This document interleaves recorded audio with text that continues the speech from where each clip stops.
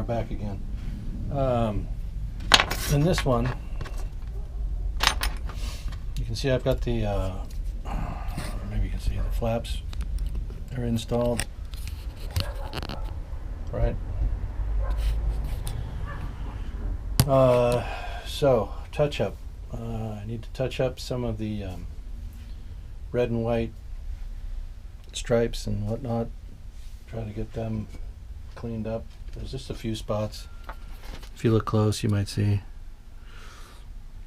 where we need to do a little repair on that.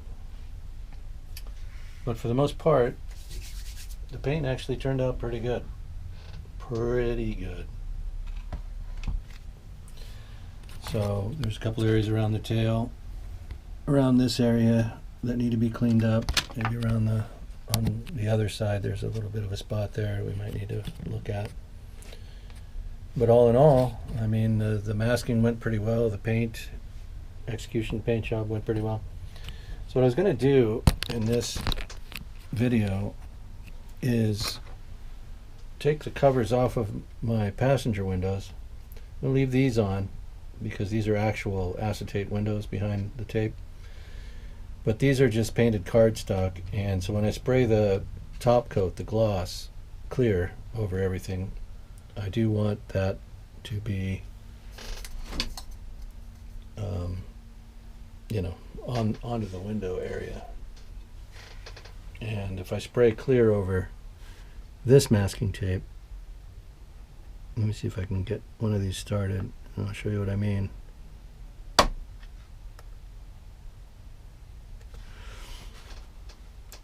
So it's a pretty light gray. I should have probably gone with a darker color. But there you can see how the windows are going to look. And with the gloss coat on them, they'll have a little shine to them, which a window should have. So there's that. Hard to catch an edge here without digging into that card, that paper. And my lighting from this side isn't terrific. Let's see if I can help myself a little bit. Okay, let's see. Probably what I should do is grab a fresh blade. So I don't really want to tear up these painted window frames. There we go. Now when I peel this off, I want to be careful in every direction that I'm not tearing that red paint.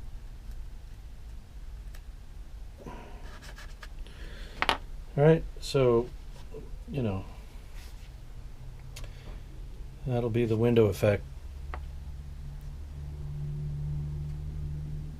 on our DC-3.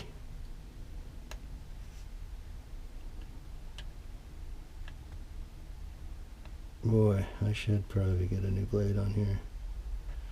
This one's not old. I haven't used it much. There we go. And I did put 2 or 3 coats of red to really get it to the color, you know, to the depth of color I wanted on these.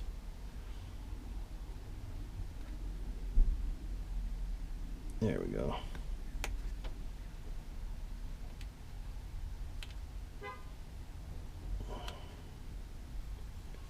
Right?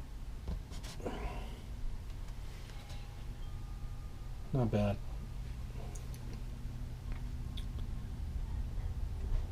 You can never be too sure how square and how well centered a mask like this is until after you've painted and pulled it off. But these are pretty good.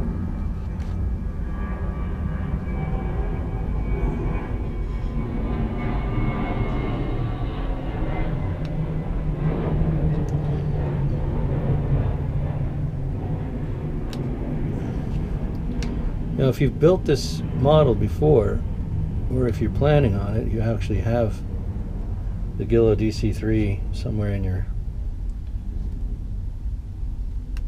possession, you know, let me know. Put a comment in there.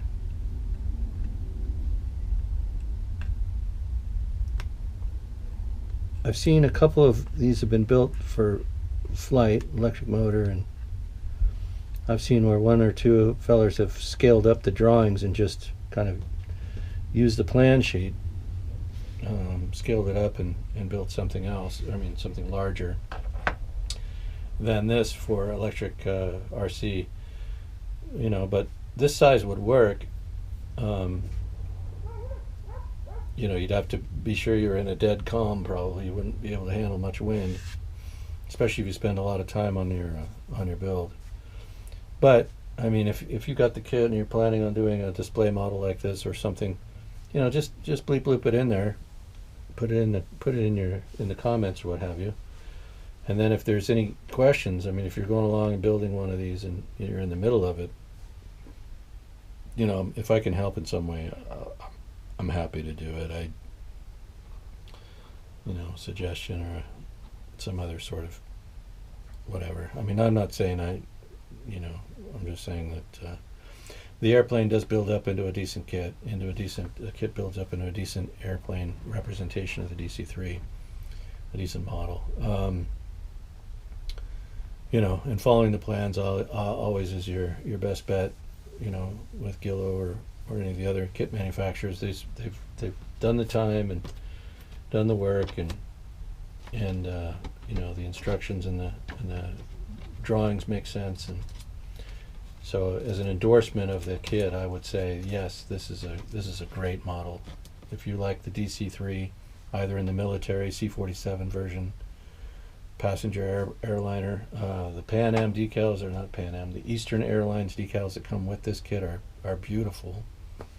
You could build it into that Smithsonian version, the one that's hanging in their Udvar Hazy Museum, you know, or any other iteration. There's so many paint schemes on the DC-3, from Buffalo Airways in Alaska. You know, there's airliners all around the world that flew this airplane.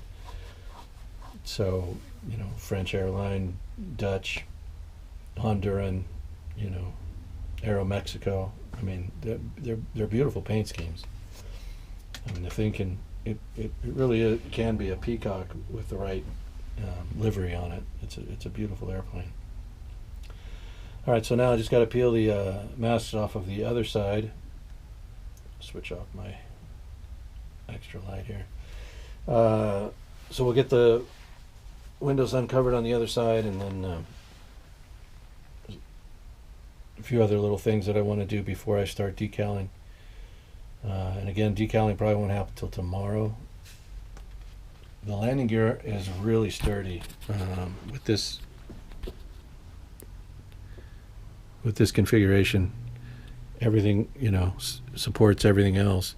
I drilled holes into the underside of the wing to accommodate the back strut, the rear trailing arm strut. So back here, holes are drilled through, and there's a length of piano wire now inserted into the post, and it's glued in there with the 5-minute epoxy, the gel. So it's not going anywhere. And as you can see, I mean, that's just rock steady. This gear is not flimsy by any stretch. There you can see what the flaps look like from the back. So a decent representation. I wanted to. It also helps with the flaps down slightly. It helps to hide the switch, the button. It turns the lighting on and off. You can see it there, but from certain angles it's not visible. And I guess I did want to talk about lighting for a second while I have this camera out while we're doing this. So I didn't have a perfect score installing the lighting. We had a bit of a problem, and what happened was I had to pull all the lights through and run them out of every one of these openings with about 2 or 3 inches of wire to spare. So I had this wire sticking out, and I was cutting the landing light aperture, this opening on each side. I got this one fine, but when I sliced the longitude cut this way with the 11 X-Acto blade, I caught, just with the tip of the blade, caught the wire and severed it, and that ended this light and this one, since they were run in a series. And there was no way to repair that. I'm not, adept at that, and I didn't want to. I wasn't in a position where I could even stop production. The wing had already been sealed. So short of cutting open the wing, ordering a replacement light, trying to figure out how to rewire it into the existing line and still have it reaching to the power source, was just going to be too much. So what we have, and let me see if I can switch this on and turn these off. We have some lighting. That's what we have. 1, 2, 3. Okay, so we've got one leading light, landing light. We got one running light, red left port. We've got the flashing beacon, right? And we've got the white tail, which I need to do a little cleanup on. You can see it's a little bleed through the fuselage and not quite enough light coming out the end. So I'm just going to sand at the end there where that lens is placed, that clear piece of plastic. You can also see where I do need to touch up the tail red and white slightly there. Just a little bit on both sides. But, I mean, for the most part, the paint lines are pretty good. I'm happy with the lines the way they are. Right? So when we get the decaling going, especially the long Indian head logo and the striping, this airplane's really going to stand out a little bit more. I think it already kind of looks pretty good. We'll get the wing registration on. We'll get, the big Western and red lettering up here, Western and white lettering in here, the white striping and the Native American head here, and then the various other decals on there. And then it'll be time for the panel lines to go on. Lots of panel lines. And let me turn these back on and kick the light off real quick. Let's see, where are you? Right there. There we go. Lots of details yet to add.